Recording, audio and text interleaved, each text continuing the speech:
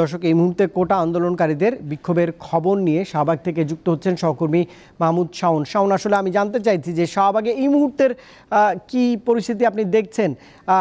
1 ঘন্টা বা 1.5 ঘন্টা আগ থেকে আমরা দেখছিলাম যে বিভিন্ন দিক থেকে ঢাকা বিশ্ববিদ্যালয়ের মিছিল নিয়ে শিক্ষার্থীরা এই মোড়ে অবস্থান করছেন। রাস্তা তো বন্ধ রয়েছে, আইন রক্ষাকারী বাহিনীর সদস্যরা কি বলছেন?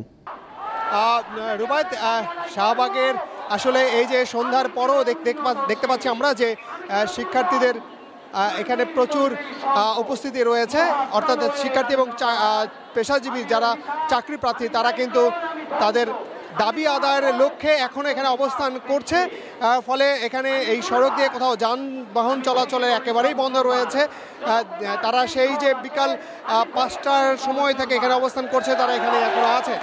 তবে যে দাবিটা নিয়ে তাদের এই উপস্থিতি, সেই দাবিতে তারা এখনও বহাল রয়েছে। তারা বলছেন যে এক দফা তারা জানিয়েছে যে দ্রুত আইনের মাধ্যমে হোক বা পরিপত্রের মাধ্যমে হোক নির্বাহী বিভাগ থেকে তারা একটা সিদ্ধান্ত চান, যে সিদ্ধান্তের মধ্য দিয়ে আসলে যে কোটা নিয়ে তারা বলছেন যে কোটা নিয়ে একটা বৈষম্য আছে, সেই বৈষম্য যেন না থাকে।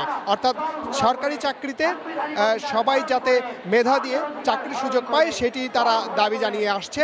সেই দাবিতেই তারা গত কয়েকদিন ধরে আন্দোলন করছে এবং জানেন যে আজকে দিয়ে 4র্থ দিনের মতো তারা বাংলা ব্লকেট সেটি কিন্তু পালন করছে। এবং এই জায়গা থেকে তারা কিন্তু প্রতিবাদ জানিয়েছে যে তারা অভিযোগ করছে যে বিভিন্ন জেলায় আন্দোলনকারীদের উপর হামলা হয়েছে, তাদের সেই হামলার তারা প্রতিবাদ করেছে। তারা বলছে যে যতক্ষণ পর্যন্ত তাদের যে দাবি সেই দাবি না পূরণ হওয়া পর্যন্ত তারা রাজপথেই থাকবে। এবং আমরা যতটুকু তাদের সাথে কথা বলে জানতে পেরেছি যে তারা আগামী যে কর্মসূচি সেই কর্মসূচিটি আজ কিছুক্ষণের মধ্যেই ঘোষণা করবেন এবং আনুষ্ঠানিকভাবেই সংবাদ সম্মেলনের মাধ্যমেই তারা ঘোষণা দেবেন তাদের পরবর্তী কর্মসূচি কি হবে।